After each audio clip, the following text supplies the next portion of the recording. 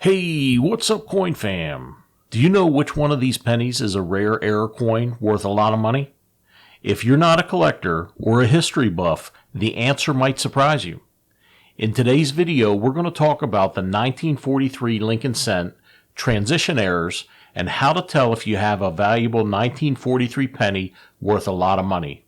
Here's a normal looking 1942 Lincoln cent. Here's a normal looking 1944 Lincoln cent. And here's a normal looking 1943 Lincoln cent. Why does this 1943 penny look so different? As you can see above, pennies back in this time were made mostly of copper. That changed in 1983 when pennies were made mostly from zinc. But 1943 was a transition year, which means that there were some changes to the penny. Transition years are more common when the design of a coin changes. But for this penny, the metal composition was changed temporarily from copper to steel and then back to copper in 1944. Why did this happen? 1943 was smack dab in the middle of World War II. Many resources needed to be reallocated for the war effort. Copper was needed for ammunition and other military equipment. Because of the change in composition to low-grade steel coated with zinc, the 1943 steel pennies were referred to as the wartime cent, the steel war penny, zinc cent, and steely. I even heard a steel cent called a silver penny on another YouTube channel recently, but that's another story. This is why your 1943 penny looks like this, unless you hit the coin error lottery.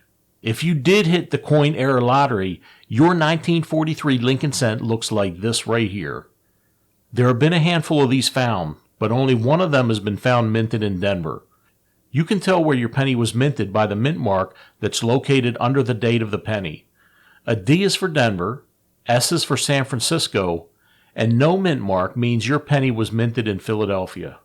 Because only one wrong planchet error was found from the Denver Mint, another Denver minted 1943 planchet error gives it a premium over other 1943 planchet error pennies. Now be careful, there are counterfeits and novelty pennies out there.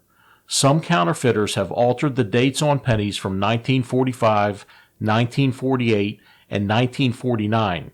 And these coins have also been faked by plating the steel coins with copper. Here are some tips for detecting counterfeits in case you come across some of them. Real 1943 copper pennies won't stick to a magnet. Real 1943 copper pennies will weigh 3.11 grams, give or take a few hundredths of a gram.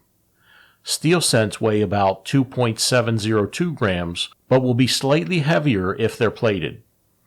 The number 3 on the date has the same long tail as the steel penny. A copper penny will take 47 hours to pass through your system if swallowed, but a steel cent will only take 42 hours. I'm sorry, that's not real, I just made that up. So how much money does something like this bring in?